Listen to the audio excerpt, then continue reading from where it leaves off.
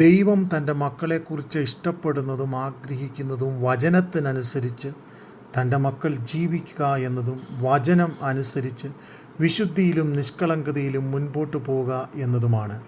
അതിനുവേണ്ടിയാണ് കർത്താവ് നമ്മളെ തിരഞ്ഞെടുത്തിരിക്കുന്നത്. വചനത്തിനനുസരിച്ച് ജീവിക്കുക എന്ന് നാം ചിന്തിക്കുമ്പോൾ ദൈവവചനം ഇങ്ങനെ പറയുന്നു.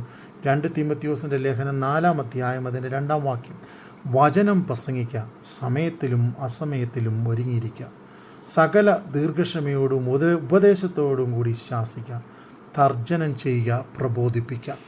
അതെ, പ്രബോധിപ്പിക്കുന്നവരാകുക, കറക്റ്റ് ചെയ്യുന്നവരാകുക, ദൈവിക നിർദ്ദേശത്തിനനുസരിച്ച് നാം നിൽക്കുകയും മറ്റുള്ളവരെ നിർത്തുകയും ചെയ്യുക. ഇത് നമ്മുടെ ജീവിതത്തിൽ ഏറ്റവും പ്രാധാന്യമുള്ള വിഷയമാണ്.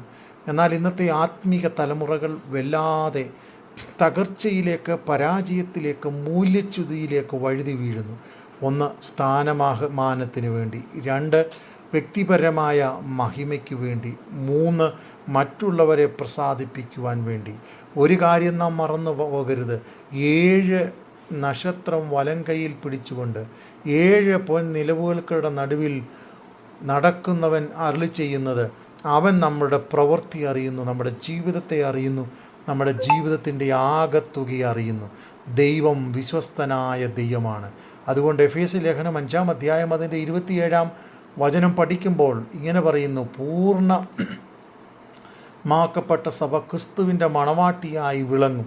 ക്രിസ്തുവിൻ്റെ സഭയെക്കുറിച്ച് കറ, ചുളുക്കം മുതലായവ ഒന്നുമില്ലാതെ സഭ ശുദ്ധയും നിഷ്കളങ്കയുമായി തനിക്ക് തന്നെ തേജസ്സോടെ മുന്നറിയേണ്ടതിന് തന്നെത്താൻ അവൾക്ക് വേണ്ടി ഏൽപ്പിച്ചു കൊടുത്തു.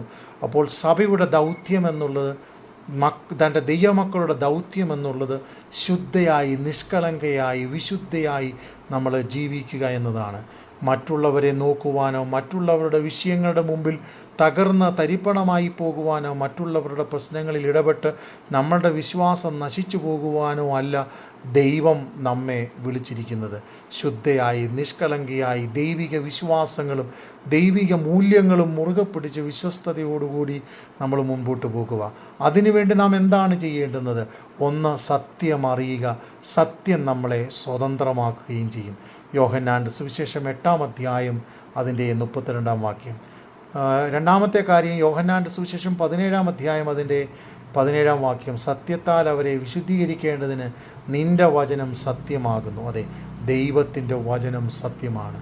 അതുകൊണ്ട് വിശ്വസ്തതയിൽ ജീവിപ്പാൻ നമുക്കൊരുങ്ങാം. ദൈവം നമ്മെ സഹായിക്കട്ടെ.